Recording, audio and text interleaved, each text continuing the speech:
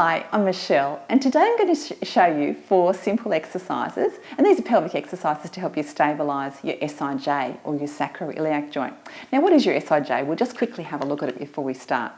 This is a pelvis, and here is the back of the pelvis, and there's 2 sacroiliac joints. Now, in women and in men, these joints can become a little bit unstable and they can shift around, or over time they can develop some wear and tear, and they can become quite inflamed and uncomfortable. And usually SIJ pain presents as single-sided or one-sided buttock pain right in the middle of the butt. So I'm going to show you 4 general strengthening exercises. Now, your chiropractor or your osteopath or physio might give you different type of exercises, and they're the ones to go through, or specific exercises to go through for this condition. But I'm just going to show you some general exercises that are safe for women with pelvic floor problems to do. And these are exercises you might like to try at home to stabilise and hold the control of those joints so that they don't slip around and move around. So we're going to get started. The first exercise I'm going to show you is a bridging exercise, and you might have seen this done before. So you'll start lying down, obviously lying on the mat. You could do these on the bed or a fairly firm surface at home. So coming into lying down flat, so I'm using a little pillow here, coming right down into lying, my neck's supported, and I'm bringing my heels in close. So I'm not starting with my feet right out, my heels are coming in close, so that I can push down through my heels and activate my bottom muscles, because it's the bottom muscles that stabilise those joints. So lying down relaxed, keeping the inward curve in your lower back, and you're going to press down through your heels and just gently lift up, lifting your hips off the ground and lowering down. Now, if at any point any of these exercises cause you any discomfort, you obviously stop them straight away.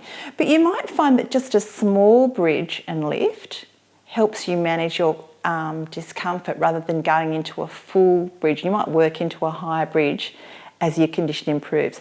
Now, I'm really thinking about pushing down through my heels. So push down through your heels, breathe out and lift up.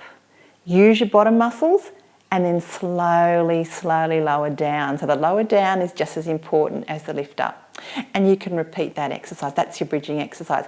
As you get better, you might start to use a weight. And the lovely thing about this position is you can actually use quite a heavy weight on the pelvis. So you can weight up through the hips with a dumbbell, breathe out, lift up, push through the heels, try to keep the backs of the thighs relaxed, but really use the bottom muscles, and then lower down. I'll do that one more time for you at home. And breathing out, you might like to be exercising along with me at home, breathing out, lifting up, using your bottom, and coming down slowly and relaxing, making sure you keep that inward curve in the back throughout. So that's the bridging exercise. The next exercise we're going to do is called the clam. So coming onto your side, so you can roll over. And again, in that side lying position, got my neck supported, I'm straight down, I'm not up on an angle, I'm not going to hurt my neck. So lying down sideways, make sure that your heels are roughly in line with your bottom. So when you look down behind, you can see your feet there. And for this exercise, we're going to do a little lift of the top leg away from the bottom leg and down. Now, you'll often see this exercise done with a great big roll, and that's not what we want, because that uses the lower back. So we're not after the lower back muscles here, we're really after these muscles. They're called external rotators, and they actually work to rotate the back of the hip, holding it back and down. And these muscles actually work to hold that sacroiliac joint together. That's why we're exercising them. So again, it's a slow lift up and then slowly lower down, keeping the inward curve in the back.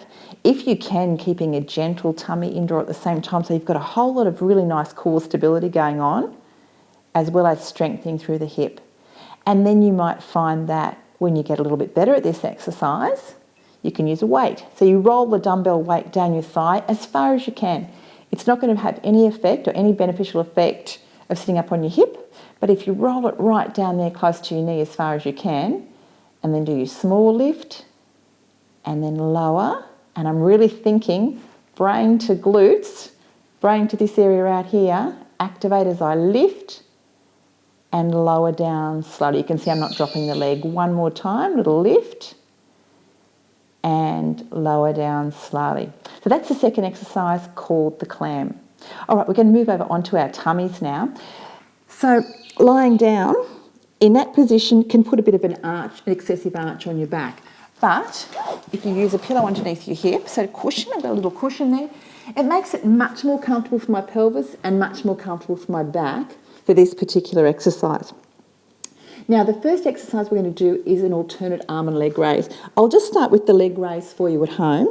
And this is the leg raise. So it's just a straight leg lift and down. And you can see I'm not lifting too high. If I lift too high, I'm going to arch my back and cause my back discomfort. So I'm really just trying to work my bottom muscles here and get my back extensors working as well. So it's just a small lift and lower down. You can feel that if you put your hand on that side there, you'll feel those muscles working and taking it down. Now you can progress this exercise provided your shoulders aren't sore.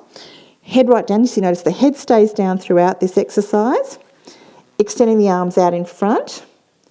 Drawing your tummy muscles in a little bit. So just drawing the lower tummy in a tiny little bit, very gently at the same time as you lift and take it down. And once again, lifting and take it down. You can see that's a small movement, and obviously you'd repeat that on the other side. So that's the alternate arm and leg raise exercise as well. So we've done clam, we've done alternate arm and leg raise, lying down here in this position. And finally, we're going to finish off with a heel prop exercise. Now, this is a lovely exercise, again, for that sacroiliac joint and providing stability for that area. Again, your head's down, and I like to place my head on my hands. Lift your leg up, and the leg should be roughly right angle. So you might have to have a little look around behind, as if you're balancing a glass of your favourite drink on your foot. And you don't want to drop to spill. You're going to press that foot up towards the ceiling, not spill your drink, and then lower back down. And you can see I'm not rolling away with that exercise. I'm actually just lifting the foot, and I'm nearly virtually pushing the hip bone into the mat or into my cushion as I lift and lower down. Now, once again, the cushion is optional for your back. You might find it's much more comfortable having the cushion there. Otherwise, you can move the cushion and just do the exercise flat on the ground. So again, I can feel that's using my buttocks, foot up to the ceiling and coming down. And again, obviously repeat this exercise on the other side. Okay, so let's review what we've done today. We did some bridging exercises, then we went onto our sides, we did the clam exercise, then we came over onto our tummies, we did alternate arm and leg raise, and then we did a little heel prop at the end. So you can do any number of those exercises. You might start with just a couple of the exercises, or you might increase up to doing 10 at a time, and you try and do those at least 3 times. So that would be up to 30 exercises of each of those exercises. That's quite a lot, isn't it? So you can choose from the exercise that you like.